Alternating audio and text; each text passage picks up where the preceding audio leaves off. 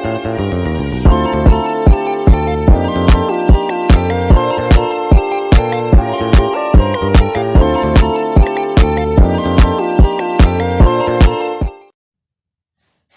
sore, salam sejahtera bagi kita semua. Kami dari kelompok 1 mengucapkan terima kasih untuk Ibu Heli Arosa Siregar, SEMAKF, selaku dosen pengampu mata kuliah Sistem Informasi Akuntansi yang telah membimbing kami untuk menyelesaikan tugas yang telah diberikan. Dan juga terima kasih buat teman-teman yang sedang online pada saat ini. Nama saya Karniati Gia, NIM saya 2261201262. Pada saat ini saya akan menjelaskan materi mengenai sistem informasi akuntansi. Ada 2 poin penting yang akan saya bahas, yaitu sistem dan data. Mari kita jabarkan satu persatu. Bahasan pertama yaitu sistem. Menurut Romney 2015 berpendapat bahwa sistem adalah kumpulan dari 2 atau lebih komponen yang saling bekerja dan berhubungan untuk mencapai tujuan tertentu. Artinya, sistem ini tidak dapat dipisahkan antara bagian yang satu dengan yang lainnya. Apabila dipisahkan, maka sistem tersebut tidak berjalan lancar atau error. Contohnya sistem komputer. Komputer akan bekerja apabila ada 4 komponen penting, yaitu ada prosesor, memori, monitor, dan juga keyboard. Keempat sistem ini saling berkaitan. Apabila salah satu dari mereka hilang atau rusak, maka sistem ini tidak dapat bekerja secara normal dan tujuan sistem tidak pernah tercapai. Atau contoh lainnya, sistem motorik atau gerak pada manusia terdiri dari tulang, otot, sendi, serta organ-organ lain. Bagian dari sistem ini juga tidak dapat dipisahkan satu dengan yang lainnya dan harus tetap bekerja sama untuk melakukan fungsi terbaiknya. Sistem terdiri dari 3 unsur. Unsur yang pertama adalah masukan atau input. Masukan atau input sistem adalah segala sesuatu yang masuk ke dalam sistem dan selanjutnya menjadi bahan yang diproses. Contohnya, informasi permintaan jasa pelanggan. Unsur kedua adalah proses. Proses merupakan bagian yang melakukan perubahan atau transformasi dari masukan menjadi keluaran yang berguna dan lebih bernilai. Misalnya, informasi suatu produk. Unsur ketiga adalah keluaran atau output. Keluaran atau output merupakan hasil dari pemrosesan. Pada sistem informasi, keluaran bisa berupa suatu informasi, saran, cetakan laporan, dan sebagainya. Sekarang kita masuk pada bahasan kedua, yaitu data. Romney 2015 berpendapat bahwa data adalah fakta yang dikumpulkan, dicatat, disimpan, dan diproses oleh sebuah sistem informasi. Dapat kita simpulkan bahwa data ini adalah tulisan berbentuk angka atau huruf yang di dalamnya memuat berbagai informasi yang diperlukan oleh para stakeholder. Perusahaan butuh untuk mengumpulkan beberapa macam data agar dapat menjalankan kegiatan bisnisnya, seperti lokasi aktivitas bisnis berlangsung, sumber daya yang memengaruhi aktivitas perusahaan, dan personel yang terlibat dalam aktivitas tersebut. Contohnya, setiap perusahaan pasti butuh data mengenai penjualan, mulai dari tanggal terjualnya, kemudian berapa barang yang terjual, dan apa saja jenis produk yang disukai oleh konsumen.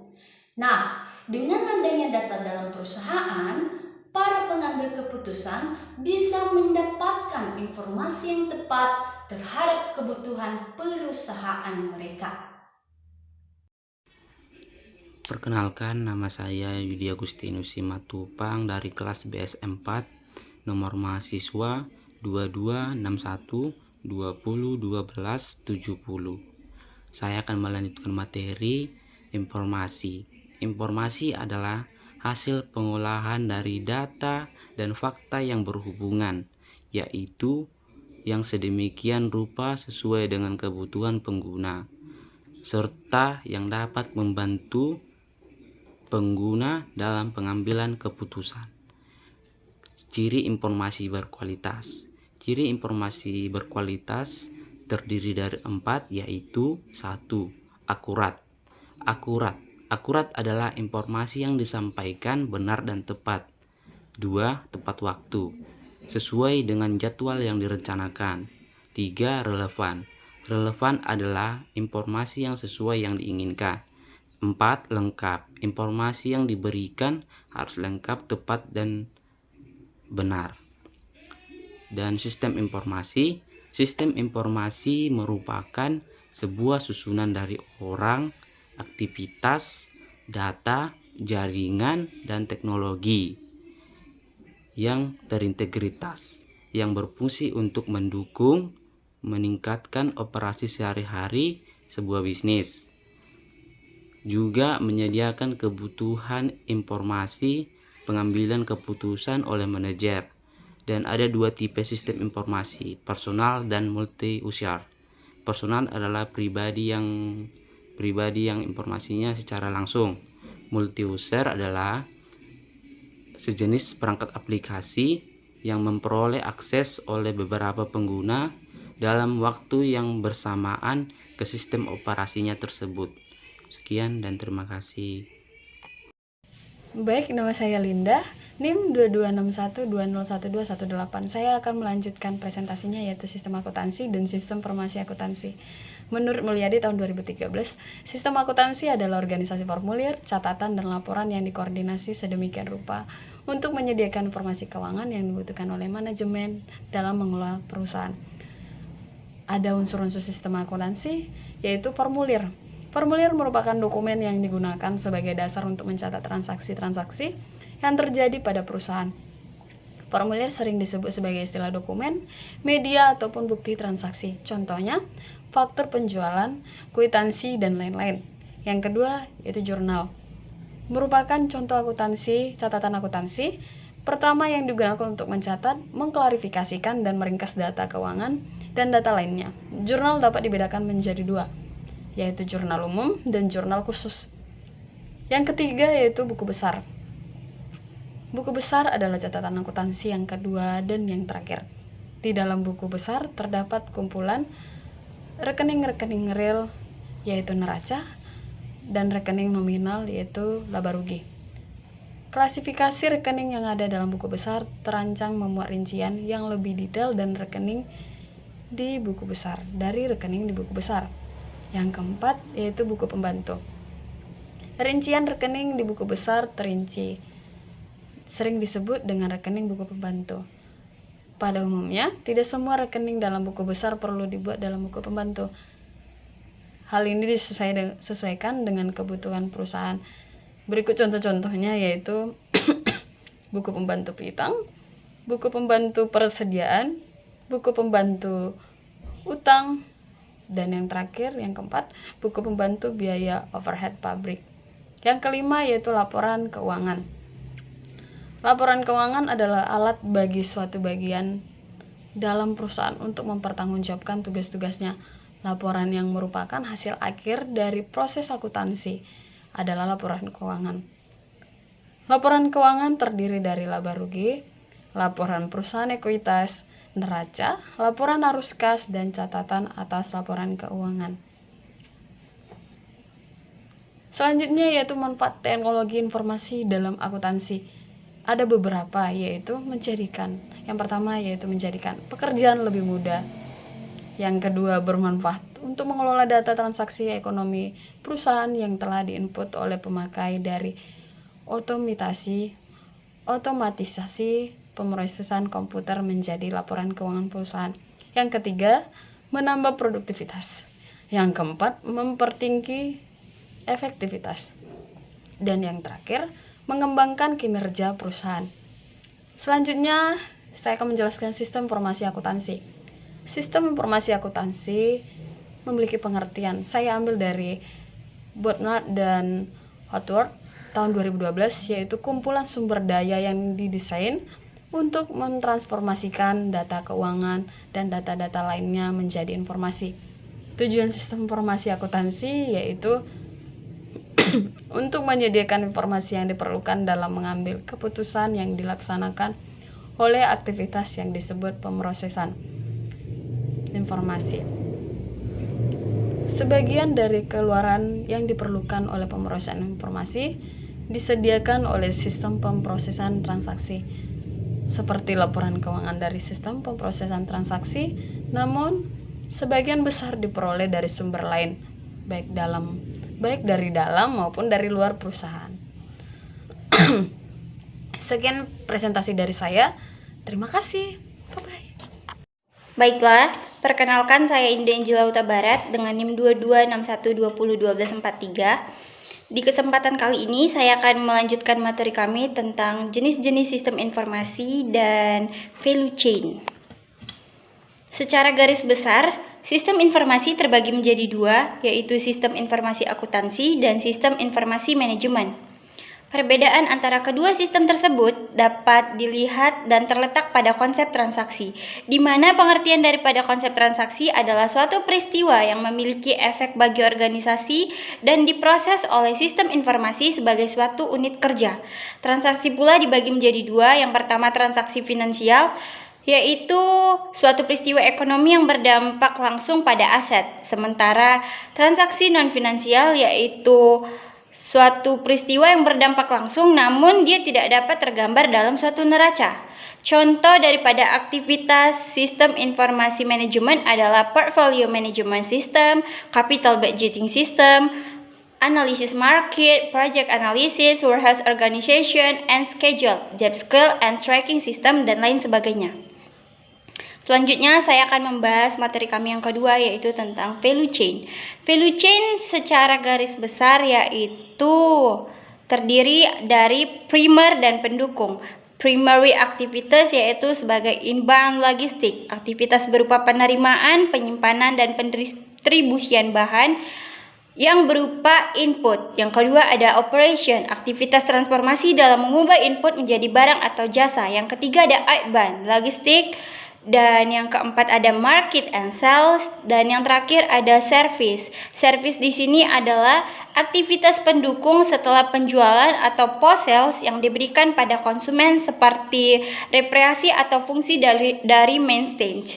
Terus yang selanjutnya ada super aktivitas system, yaitu firm infrastructure, yaitu infrastruktur pendukung perusahaan berupa akuntan, pengacara, dan administrasi termasuk sistem akuntansi suatu. Yang kedua ada human research. Bagian ini berupa perekrutan dan mempekerjakan karyawan, pelatihan, kompensasi, serta pembayaran benefit. Yang ketiga ada teknologi aktivitas untuk meningkatkan produktivitas suatu jasa. Dan yang terakhir ada purchasing, yaitu pembelian sumber daya seperti bahan baku, persediaan, aset tetap yang dibutuhkan untuk aktivitas utama tadi, untuk aktivitas primary. Sekian presentasi dari saya. Terima kasih. Baik, teman-teman semua, nama saya Putri Aulina Samosir dari kelas BS 4 dengan NIM 2261 201253. Saya akan melanjutkan materi kami membahas tentang sistem informasi akuntansi. Saya akan membahas tentang alasan mempelajari sistem informasi akuntansi. Jadi alasannya adalah peran sistem informasi dalam menciptakan nilai, yaitu untuk meningkatkan hal-hal berikut. Yang pertama ada efisiensi, yang kedua keakuratan dan kekinian atau up-to-date catatan perusahaan, yang ketiga kualitas produk dan jasa, dan keempat kualitas perencanaan atau penyusunan anggaran dan pengendalian. Jadi, tujuan pengembangan sistem informasi adalah sebagai berikut. Yang pertama, menyediakan informasi bagi perusahaan. Kedua, memperbaiki sistem informasi yang sudah ada, baik mengenai mutu, ketepatan, penyajian, maupun struktur informasi. Yang ketiga, memperbaiki pengendalian akuntansi dan pengecekan intern, yaitu untuk memperbaiki tingkat keandalan atau reliability informasi akuntansi, serta untuk menyediakan catatan lengkap mengenai pertanggungjawaban dan perlindungan kekayaan perusahaan. Keempat, mengurangi biaya klerikal dan penyelenggaraan catatan akuntansi. Dan beberapa pihak yang dapat memanfaatkan informasi yang disediakan sistem informasi akuntansi adalah ada pihak eksternal yang meliputi pelanggan, supplier, pemegang saham, instansi pemerintah, dan ada auditor. Dan kedua ada pihak internal, diantaranya ada manajemen dan karyawan. SIA menyiapkan informasi bagi manajemen dengan melaksanakan operasi-operasi tertentu atas semua data sumber yang diterimanya dan juga memengaruhi hubungan organisasi perusahaan dengan lingkungan sekitarnya. Informasi akuntansi yang dihasilkan oleh SIA atau sistem informasi akuntansi dibedakan menjadi dua. Ada informasi akuntansi keuangan, yaitu informasi dari data-data transaksi perusahaan dalam bentuk laporan keuangan yang ditujukan kepada pihak eksternal. Yang kedua, ada informasi akuntansi manajemen, yaitu informasi yang berguna bagi manajemen dalam pengambilan keputusan akuntansi. Jadi, kesimpulan dari semua materi yang kami sampaikan pada hari ini adalah Sistem informasi akuntansi menurut Bonar dan Hotwood tahun 2012 adalah kumpulan sumber daya yang didesain untuk mentransformasikan data keuangan dan data-data lainnya menjadi informasi-informasi yang dihasilkan. Akan digunakan dalam berbagai bentuk untuk kepentingan pengambilan keputusan. Informasi yang dihasilkan sistem informasi akuntansi adalah digunakan oleh para pengambil keputusan untuk menyusun keputusan baik bersifat teknis maupun non-teknis. Sistem informasi akuntansi mewujudkan perubahan ini dengan fungsi secara manual ataupun komputerisasi. Pada dasarnya, sistem informasi akuntansi merupakan subsistem dari sistem informasi manajemen yang bertugas untuk mengelola data transaksi seluruh aktivitas yang ada. Dalam sistem informasi manajemen, seluruh data organisasi, baik itu data keuangan maupun non-keuangan, dikelola untuk dijadikan informasi bagi seluruh tingkat manajemen atau manajemen puncak, manajemen menengah, dan bawah dalam membantu pengambilan keputusannya. Sementara itu, informasi yang disediakan sistem informasi akuntansi berkisar pada informasi yang berkaitan dengan hasil pengelolaan transaksi organisasi lebih bersifat keuangan. Pada hakikatnya, manajer perusahaan harus memahami dan menguasai tentang sistem akuntansi, karena akuntansi pada dasarnya merupakan sistem pengelolaan informasi menghasilkan keluaran berupa informasi akuntansi. Menurut Bastian tahun 2006, bahwa sistem akuntansi memberikan pengetahuan tentang pengolahan informasi akuntansi sejak data direkam dalam dokumen. Sistem akuntansi merupakan sistem pembagian kekuasaan dalam organisasi.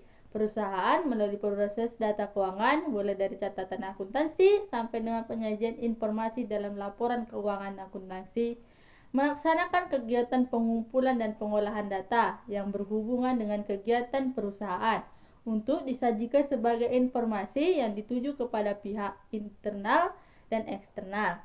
Agar informasi yang disajikan memberi manfaat kepada pihak yang berkepentingan, maka harus disajikan secara tepat waktu, biaya yang efisien, memerlukan sistem, prosedur, metode, dan proses-proses yang sesuai dengan kondisi dan situasi yang melingkupinya. Ada dua aspek yang perlu diperhatikan untuk mengidentifikasi ruang lingkup dari sistem dan prosedur akuntansi, yaitu kegiatan yang dilakukan dan pihak yang memerlukan informasi. Suatu informasi yang berkualitas mempunyai ciri-ciri. Yang pertama, ada akurat. Informasi harus mencerminkan keadaan yang sebenarnya. Arti informasi bebas dari kesalahan, tidak bisa ataupun menyesatkan. Akurat dapat diartikan bahwa informasi itu dapat dengan jelas mencerminkan maksudnya. Yang kedua, tepat waktu. Informasi harus tersedia pada saat informasi tersebut diperlukan. Informasi yang datang pada penerima tidak boleh terlambat di dalam pengambilan keputusan. Informasi yang sudah ada tidak lagi ada nilainya apabila informasi terlambat datang sehingga pengambilan keputusan terlambat dilakukan. Hal tersebut berakibat fatal bagi perusahaan. Yang ketiga, relevan. Informasi yang diberikan harus sesuai yang dibutuhkan. Informasi yang disampaikan harus mempunyai keterkaitan dengan masalah yang akan dibahas dengan informasi tersebut. Informasi yang disampaikan harus dapat bermanfaat bagi pemakainya. Yang keempat, lengkap. Informasi harus diberikan harus lengkap secara keseluruhan. Dalam arti tidak ada hal-hal yang dikurangi dalam menyampaikan informasi tersebut. Di dalam menghasilkan informasi yang berkualitas, peran manusia tetap paling dominan. karena hanya sebagian kecil yang dapat dilakukan oleh alat untuk menghasilkan informasi yang berkualitas. Baiklah, sekian presentasi kami dari kelompok 1 pada hari ini. Jika ada salah kata atau pengucapan kami mohon maaf. Sekian dan terima kasih.